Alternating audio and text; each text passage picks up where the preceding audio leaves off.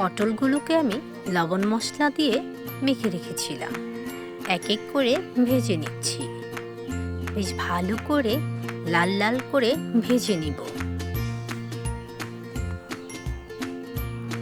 এই পটলের খোসাগুলো আমি ব্লেন্ড করে নেব। হয়ে গেল পটল ভাজা। এবার এক এক করে তুলে নিচ্ছি। এবার কড়াইতে দিয়ে দিলাম কিছুটা পেঁয়াজ কুচি।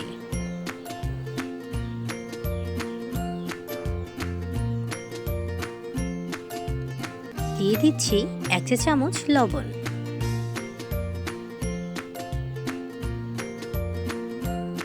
পেঁয়াজটাও বেশ ভালো করে লাল লাল করে ভেজে নেব।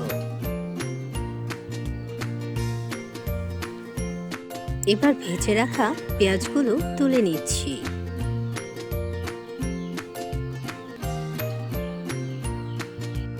এবার এই তেলেই ব্লেন্ড করা পটলের খোসাগুলো ভেজে নেব।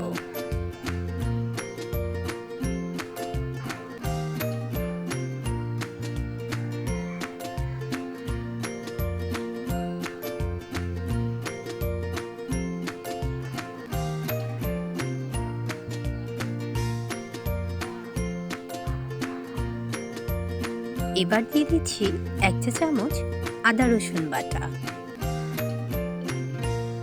দিয়ে দিচ্ছি 1 চা চামচ হলুদের গুঁড়া। দিয়ে দিলাম কয়েকটা কেটে রাখা কাঁচামরিচ।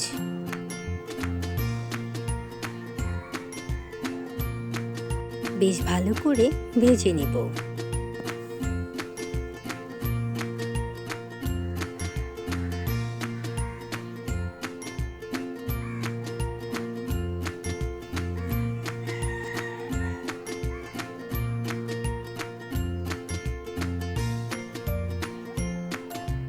ভাজা কিন্তু হয়ে গেছে। এবার অল্প পরিমাণে পানি দিয়ে দিলাম।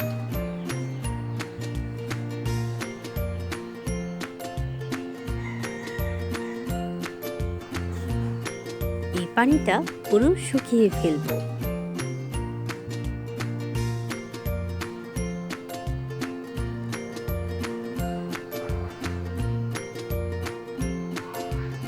এবার ভেজে রাখা পেঁয়াজগুলো দিয়ে দিলাম। দিয়ে দিলাম ভেজে রাখা পটলগুলিও।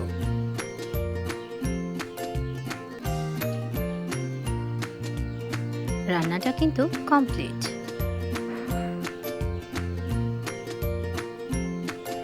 এভাবে খেতেও দারুণ লাগে।